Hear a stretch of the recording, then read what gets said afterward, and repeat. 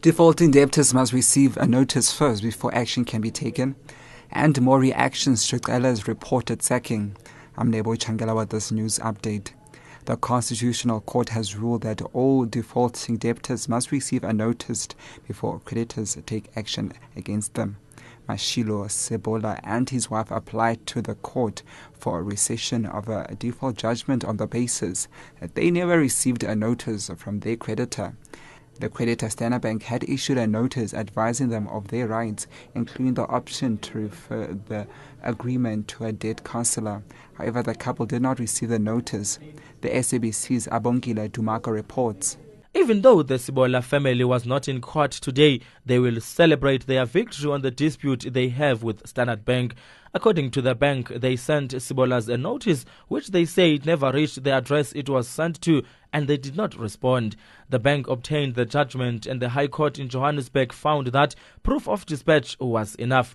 Handing down the judgment, Justice Edwin Cameron said Standard Bank must pay the Sebolas' bank costs. Abongile Dumako, SABC News, Johannesburg. DA spokesperson at police Dan Carla Barnard says if suspended National Police Commissioner Becky Cela has been sacked, the move has been prompted by what she calls the example that acting National Police Commissioner Nhlanhla Mkhwanazi has set in suspending crime intelligence boss Richard Mduli. Pressure is mounting on President Jacob Zuma to announce his decision on Cela's fate. The presidency can neither confirm nor deny reports that Cela has been fired. It's been reported that an inquiry ordered by President Zuma into Cela's fitness to hold office has recommended that Cela be dismissed. This after Public Protector Thuli Madonsela found that Cela's conduct pertaining to 2 leases worth 1.6 billion rand was improper, unlawful and amounted to misconduct. Now, it is, after all, President Zuma who took more than 6 months to act upon the Public Protector's findings into the conduct of Cela in relation to the 1.1 billion rand police deal scandal, only commissioning a board of inquiry in October last year.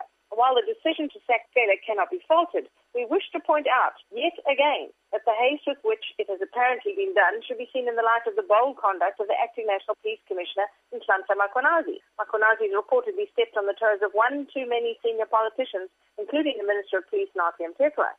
ACDP leader Kenneth Mishra says Cela's reported sacking will help to restore public confidence in the police. When this matter is off, people are going to say, next, let's hear what's going to happen to Richard Mduli. If he's also fired, people will applaud and people will say, now let's allow the acting National Commissioner, Mkhwanazi, to take reins, because the man has proved that he's strong, he's not fearful, and he wants to clean house. So the ACDP supports all measures that can be taken to clean the SAPS and to send a clear message out there that corruption, regardless of who is involved in it, will not be tolerated.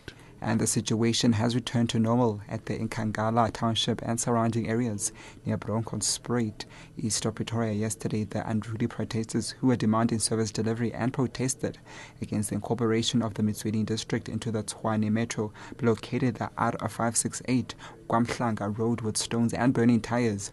Several shops at the Dark City informal settlement belonging to Pakistani nationals were vandalized and looted. Presently, the community has vented their anger by illegally occupying land at Ikangala Section C.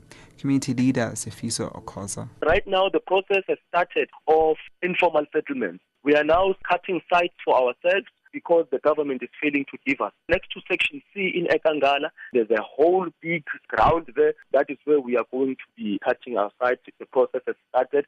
Anyone who wants to remove us from there should come up with a proper plan of how then are they going to be giving us those sites, how then are they going to be building RTPs for us, and how then are they going to be building and allocating these houses.